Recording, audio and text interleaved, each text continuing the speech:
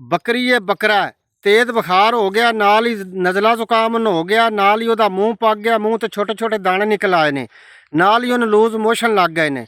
ਇਹ PPR ਦੀ main ਨਿਸ਼ਾਨੀ ਹੈ। ਤੁਹਾਡੇ ਜਾਨਵਰਾਂ 'ਚ PPR ਆ ਗਿਆ।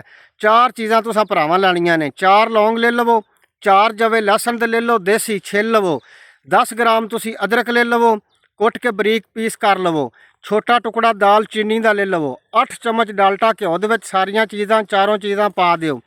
ਛੋਟੇ ਬਰਤਨ 'ਚ ਚੁੱਲ੍ਹੇ ਤੇ ਚੜਾ ਦਿਓ, ਹਲਕੀ ਅੱਗ ਤੇ ਪਕਾਣਾ 10 ਤੋਂ 12 ਮਿੰਟ।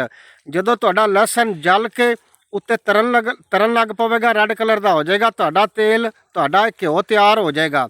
4 ਚਮਚ ਤੁਸੀਂ ਜਿਹੜਾ ਨਾ ਪਹਿਲੀ ਖੁਰਾਕ ਦੇਣੀ, ਜਿਹੜੇ ਜਾਨਵਰ 'ਚ PPR ਆ ਗਿਆ, 50 ਗ੍ਰਾਮ ਦਹੀਂ ਦੇ ਵਿੱਚ ਮਿਕਸ ਕਰਕੇ 4 ਚਮਚ।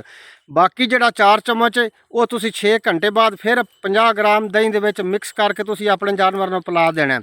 ਅੱਲਾ ਦੇ ਹੁਕਮ ਨਾਲ ਤੁਹਾਡਾ ਜਾਨਵਰ ਤੰਦਰੁਸਤ ਹੋ ਜਾਏਗਾ। ਤੇ ਜਿਹੜੇ ਭਰਾ ਨੂੰ ਵੀਡੀਓ ਅੱਛੀ ਲੱਗੇ ਅੱਗੇ ਲਾਜ਼ਮੀ ਸ਼ੇਅਰ ਕਰਿਆ ਕਰੋ। ਜਜ਼ਾਕ ਅੱਲਾ।